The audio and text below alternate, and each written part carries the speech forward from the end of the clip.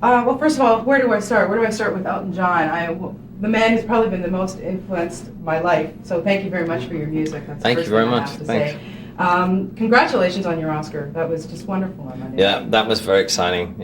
For someone who's in the music business and not in the film business, to actually go there and get one was pretty amazing. Yeah, I mean, you've won. I mean, everything that you've done in your career, you've won Grammys, you've been inducted into Halls of Fame, but you've never won an Oscar. And what was that like for you to be up on that stage? It was it was very exciting. Just to be at the actual show was exciting. I wrote a film score in 1970 for a movie called Friends, and then I said, never again will I do one. And then I got talked into doing The Lion King, which actually wasn't a film score, it was just writing songs. So the whole thing was an incredibly pleasurable experience. And I don't have one negative thing to say about it. And then to cap it off by winning an Oscar, I'm very lucky. And you know, I mean, I never expected when I started writing songs that I would ever get an Oscar. All I wanted was a gold record. It must be very exciting for you also, because I have a 2.5-year-old son who is now growing up with your music. I mean, he runs around the house going Hakuna Matata. I mean, it's hilarious. Well, it's funny because I get accosted at airports by young kids who love The Lion King, and that, you know, when Tim and I wrote the songs, that's what we wrote them for. We wrote them for kids, and the fact that they like them and they like them in droves is. You know, we achieved what we set out to do, and it's great because, you know, I do get kids coming up to me saying we love The Lion King, and that's terrific. That's what we wrote it for, you know, and then the adult kids like it too. Is it more of a pressure on you to write something for a film where I guess you must have a deadline or something as opposed to writing an album? Well, actually, with a cartoon like The Lion King, or animated feature as they call it, it takes 4 years to make it. I wrote those songs when I was recording the One album in Paris in 1991, most of them anyway, because they have to have the songs when they start the movie, because they build a lot of the scenes around the songs. In fact, ironically, the song that won the Oscar, Can You Feel the Love Tonight, at one point was taken out of the movie. They came down to Atlanta to show me what they'd done, and it was about 60% finished, and they'd taken that song out, and I said, you can't do that. And they were very good. They, I mean, they listened to what I said, and they put it back in, and so I mean, for me it was easy because I mean, once the melody's in place, it's okay. Tim Rice, on the other hand, had to rewrite songs about 50 times because as a storyboard changes all the time. So he had all the donkey's work. I actually had the easy deal here. Let's talk a little bit about your new album, which is fantastic. It's really great. I really enjoy it. And I was listening to an interview, recent interview that you did, and you said it's kind of going back to, it's like starting your career over. What do you mean by that? Well, on this album, I went back to how we used to record in the mid-1970s, which was I wrote the songs on a grand piano or a piano, a non-electric piano. The band were in the studio. They were picking up the song as I wrote it, learning the song, and then we put it down. And the last few albums, we used a lot of drum machines and electronic stuff, which has its place. But you know, the thing is, when that happens and you lay down a drum track, it takes about 5 or 6 hours to get it down, and I tune out, and then you lose your attention span, and I go shopping or I play tennis or I do something that it's not connected with the album. And I wanted to stop that because I didn't think that I was giving all the albums that I was making my 100% attention. I had no criticism of the production and stuff like that, but I just wanted to make an album where I felt I was 100% involved, and on this one I was there for everything that was played. I was there for every. It was hard for me because I hadn't done it for so long. I think the last album I did that on was Blue Moves, which I recorded in Canada in 1976, in Toronto. I just wanted to go back, and I was 47. I thought I can make albums very easily for the rest of my life and just coast, and I don't want to do that. I don't want to coast anymore, and I put so much more effort into this one, and we got Paul Buckmaster back to do some of the orchestrations, and I used my band so that we can go out on the road and just play the album, which we will do this year. Tonight it's a different sort of show, the Billy show. We do we do the single, and we don't do anything else because we need another guitarist. We've got another guitarist, but we couldn't use him for this tour because he's busy. But there's so much guitar work on the album, we need 2 guitarists, and so that'll be fun adding a new member to the band when we go out on tour, which starts in May in Europe.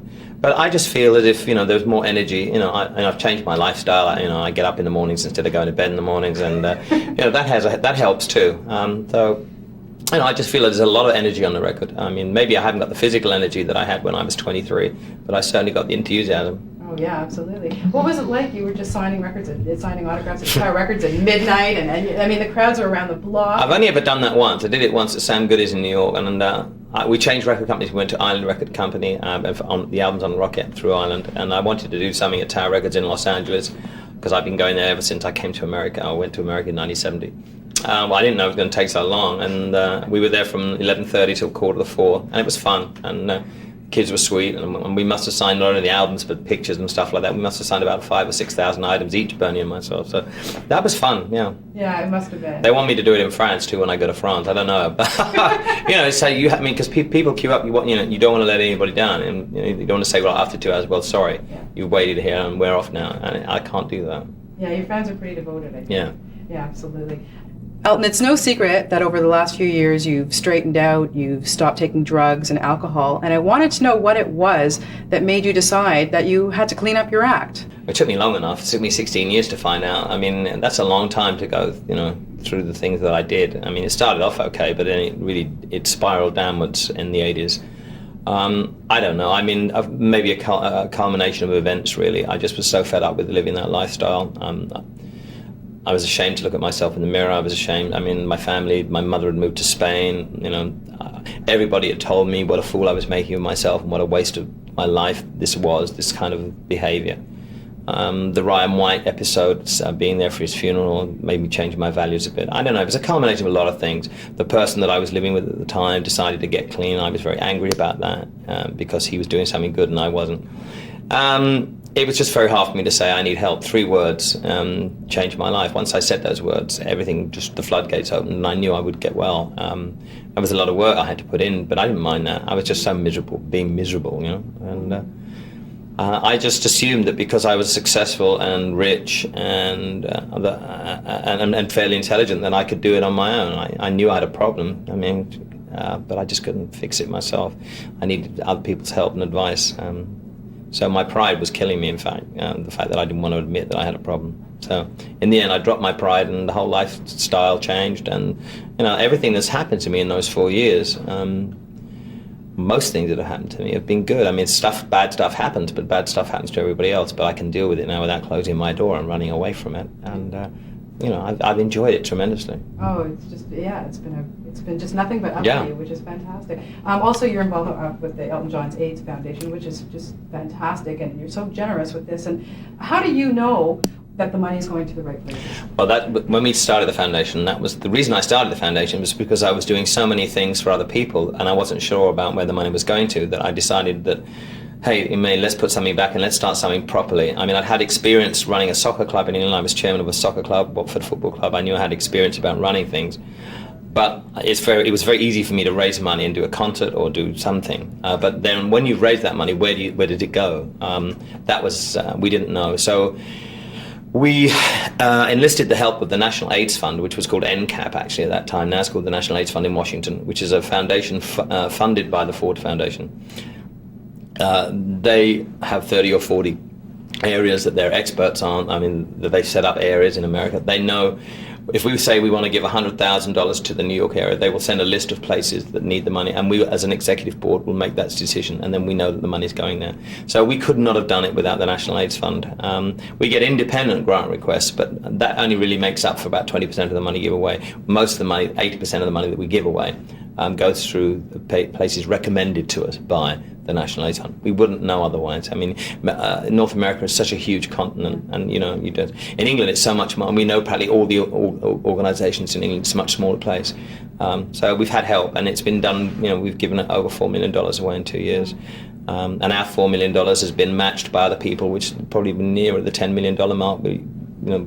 With our money and the money that's matched by the communities, we're responsible for $10 million out there. So that's great. That's fantastic. I have to ask you about the teaming with Billy Joel. How did that come about? It was entirely Billy's idea. Rod and I have talked about doing this for a long time, and that never kind of came together. And then Billy said, wouldn't it be fun? And having known Billy for a while, to have 2 pianos. That's what really appealed to me. Having the 2 pianos nestling in each other on the stage. That really kind of sold. The idea was sold to me by the 2 pianos, and it was totally his idea. And we started it last year, and we had great fun. And we stopped in September because Billy wanted to see his daughter, and we kind of started again. And then we may go to Australia and the Far East with it. I don't know, but it's fun, and it's the only opportunity, probably one of the few opportunities people get to see 2 people like us play on stage together.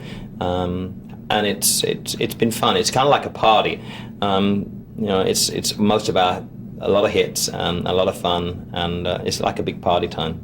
I mean, the last time I played here, I mean, I had a really miserable experience in this building, and I criticised it from the stage, but I know they've improved it, so I'm looking forward to tonight. Yeah, I think last time. Yeah, that's right. Yeah. About that. I have to ask, one of the songs on the album, Please, you say, what really is there left to prove? What do you have left to prove? What do you want to do?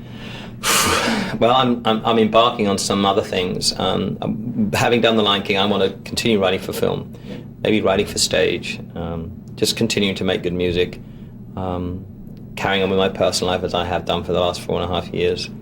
I'm always setting standards, and my standards are never good enough for me. I'm too much of a perfectionist. That's one of my bad points. So I'm still working on changing myself. There's a lot to prove. I mean, I've still got a long way to go. I mean, 4.5 years I've changed, and I don't drink, I don't take drugs, but I'm still working on myself and the bad habits that I have, and trying to change 43 years of bad behavior. It doesn't happen overnight. So, career-wise, there's lots of other things to do. I'm just very competitive, and I'm enjoying myself, so why not? I'm 48, nearly said 47, I'm 48 now, and I know, I feel full of energy, and while I've got that energy, I might as well put it to good use. Well, thank you so much for the interview. It's a pleasure Thanks. and an honor to meet you. It's great to be back in Canada. Thanks. Thank you. Thanks. Would you mind terribly if we got a picture with you?